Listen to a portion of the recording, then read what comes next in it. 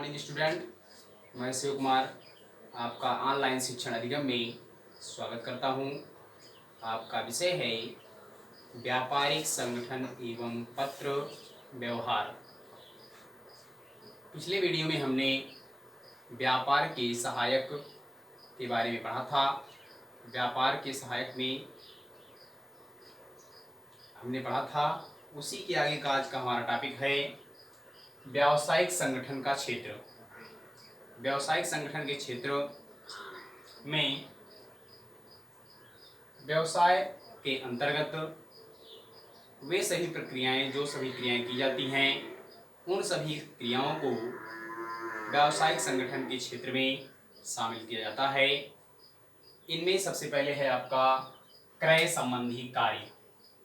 क्रय संबंधी कार्य में क्या होगा कि व्यवसाय चाहे छोटा हो अथवा बड़ा, संक्षिप्त हो अथवा विस्तृत, उसमें क्रय संबंधी कार्य। क्रय संबंधी कार्य क्या होगा? जैसे वस्तुओं, कच्चे वस्तुओं का क्रय तथा निर्मित वस्तुओं का क्रय। यदि इसमें दो प्रकार की वस्तुओं का क्रय किया जाएगा। वस्तु का उत्पादन किया जा रहा है व्यवसाय में, तो कच्ची वस्तुओं का क्रय किया जाएगा। जिन जिन वस्तुओं की आवश्यकता होगी, कच्ची वस्तुओं का क्रय किया जाएगा।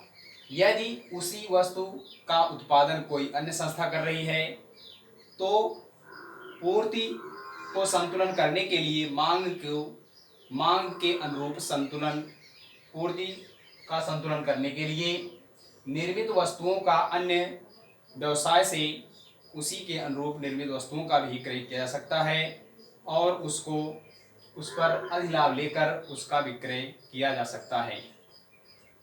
अगला है आपका अगला स्टेप विक्रय संबंधी कार्य। विक्रय संबंधी कार्य में क्या होगा कि व्यावसायिक संगठन द्वारा कच्ची वस्तुएं क्रय की जाती हैं, यदि उनमें से कुछ वस्तुएं नष्ट हो जाती हैं, किसी कारण से नष्ट हो जाती हैं, तो उसके छीजन से, उसके स्क्रैप वैल्यू से उसको बेच करके जो राशि प्राप्त होती है उसका भी प्रयोग किया जाता है तथा इसमें निर्मित वस्तुओं का भी विक्रय किया जाता है। विक्रय संबंधी लेन देनों का भी कार्य व्यावसायिक संगठन के क्षेत्र के अंतर्गत आता है। तीसरा है आपका कार्यालय संगठन संबंधी कार्य। कार्यालय संगठन संबंधी कार्य में कार्यालय में विभिन्न प्रकार के प्रबंध संबंधी कार्यों का संगठन करना, कर्मचारियों की नियुक्त करना, योजना बनाना कि किस प्रकार से भावी समय में प्रोडक्शन किया जाएगा, उत्पादन किया जाएगा तथा उसी के अनुरूप उसकी कार्यप्रणाली को बनाया जाता है। यह भी व्यावसायिक संगठन के क्षेत्र के अंतर्गत आता है। अगला है आपका वित्त संबंधी कार्य। वित्त संबंधी कार्य में व्यवसाय में कितना धन आ रहा है तथा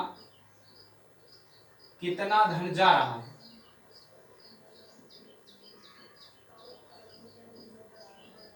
कितना धन आ रहा है तथा कितना धन जा रहा है, इसका लेखा भी, इसका समावेश भी व्यावसायिक संगठन के क्षेत्र के अंतर्गत किया जाता है। इसमें क्या होगा, यदि संस्था को वित्त की आवश्यकता होती है तो वह किसी वित्तीय संस्थाओं से अथवा बैंकिंग संस्थाओं से ऋण की व्यवस्था करता है। वह साख के रूप में गत वर्षों की अपने आर्थिक चिट्ठे, लाभ हानि खाते तथा व्यापार खाते को प्रमाण के रूप में प्रकट करता है, जिससे बैंकिंग संस्थाएं या अन्य वित्तीय संस्थाएं जो धन प्रदान करती हैं, ऋण प्रदान करती हैं, उनको प्रमाण के रूप में प्रदर्शित किया जाता है, जिससे बैंकिंग संस्थाओं अथवा अन्य ऋण प्रदान करने वाली संस्थाओं का उस व्यवसाय के प्रति उसका विश्वास प्रकट हो जाता है। अगला है आपका लेखा संबंधी कार्य। लेखा संबंधी कार्य में क्या होगा, व्यवसाय में जितने भी लेन देन किए जाते हैं उन सभी लेन देनों का मौद्रिक रूप में, जिन लेन देनों या घटनाओं का मौद्रिक रूप में लेखा हो जाता है उनका लेखा किया जाता है तथा उन लेखों के आधार पर प्रतिदिन लेखों के आधार पर जर्नल तैयार किया जाता है। जर्नल के बाद खाता बही, खाता बही के शेषों से तलपट, तलपट से व्यापार खाता एवं आर्थिक चिट्ठा प्रकट किया जाता है कि व्यवसाय में लाभ हो रहा है अथवा हानि, व्यापार की स्थिति सुदृढ़ है अथवा कमजोर। इन सभी बातों का भी व्यावसायिक संगठन के क्षेत्र के अंतर्गत शामिल किया जाता है। अगला है आपका कर्मचारियों से संबंधित कार्य। कर्मचारियों से संबंधित कार्य क्या होगा कि कर्मचारियों को जितना भी कार्य सौंपा गया है वे सभी कर्मचारी उस कार्य के अनुरूप, उनको जो कार्य सौंपा गया है वह संस्था के अनुकूल कार्य कर रहे हैं अथवा नहीं, इनकी देखरेख करना भी व्यावसायिक संगठन के क्षेत्र के अंतर्गत आता है तथा व्यावसायिक संगठन के क्षेत्र के अंतर्गत शामिल किया जाता है। अगला है आपका तकनीकी एवं इंजीनियरिंग संबंधी कार्य। तकनीकी एवं इंजीनियरिंग संबंधी कार्य में क्या होगा कि नई नई तकनीकी, नई नई मशीनरियों का प्रयोग किया जाता है जिससे उत्पादन के क्षेत्र में वृद्धि की जा सके, अधिक से अधिक, कम से कम समय में अधिक से अधिक मात्रा में वस्तुओं का उत्पादन किया जा सके। अगला है आपका नियोजन एवं नियंत्रण संबंधी कार्य।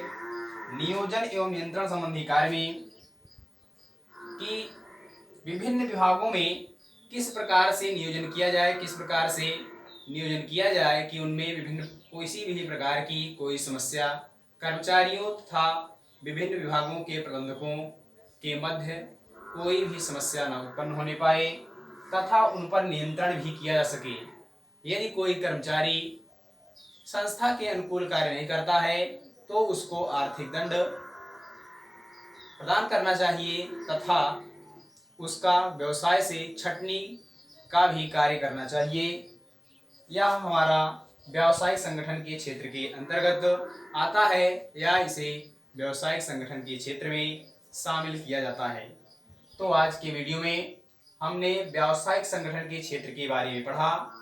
नेक्स्ट वीडियो में इसके आगे का टॉपिक के साथ मिलेंगे। आज के वीडियो में बस इतना ही। धन्यवाद।